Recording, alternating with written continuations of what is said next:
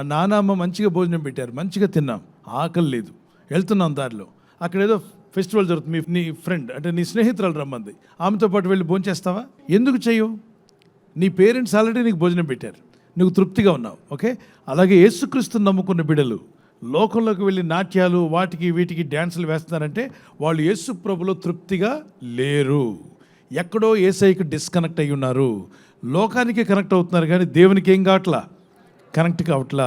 దేవునికి కనెక్ట్ కానప్పుడు ఖచ్చితంగా వ్యక్తులు అసంతృప్తితో ఉంటారు.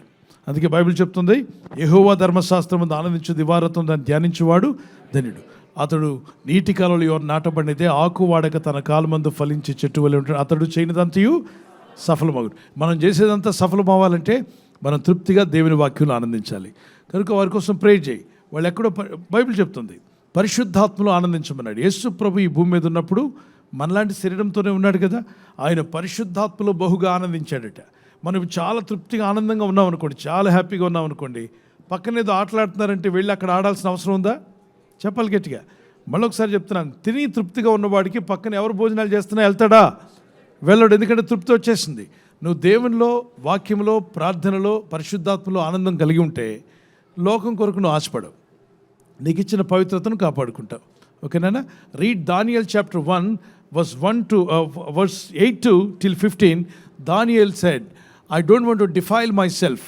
రాజుగారి ఇంట్లో ఉండి వచ్చి తిను పదార్థాలు తినడానికి నేను వెళ్ళను, అవి నాకు అక్కర్లేదు, నేను శాకాహారమే తీసుకుంటాను, నా దేవునిలో నేను ఉంటాను, నేను అపవిత్రుడు అవ్వడానికి నాకు ఇష్టపడట్లేదు అన్నాడు. We should be like that. Okay, I don't want to defile my self. దేవుడిచ్చిన కాపుదలు దేవుని కలుగు. నువ్వు ప్రార్థన చేసుకోవచ్చు, దేవునిలో ఆనందించవచ్చు. ఒక మాట చెప్తాను, అందరూ డ్యాన్సులు వేసిన వాళ్ళు, పాటలు పాడిన వాళ్ళు, వాళ్ళకైనా మార్కులు వస్తున్నాయి, బాగా చదువుకున్న వాళ్ళకి వస్తున్నాయా? విదేశాలు వెళ్ళడానికి వెళ్ళే వాళ్ళంతా డ్యాన్సులు వేసిన వాళ్ళు వెళ్తున్నారా, బాగా మార్కులు వచ్చిన వాళ్ళు వెళ్తున్నారా? విదేశాలు వెళ్ళడానికి వీసా లైన్లో నిలబడితే నీ మార్క్ లిస్ట్ చూస్తారా, నీ డ్యాన్స్ లిస్ట్ చూస్తారా? గట్టి చెప్పాలి. ఎన్ని కల్చరల్ ప్రోగ్రామ్కి వెళ్ళావు, ఎన్ని డ్యాన్సులు వేసావు, ఏమొచ్చింది నీకు అని అడగరు, కానీ నీ మార్క్ లిస్ట్ చూస్తారు.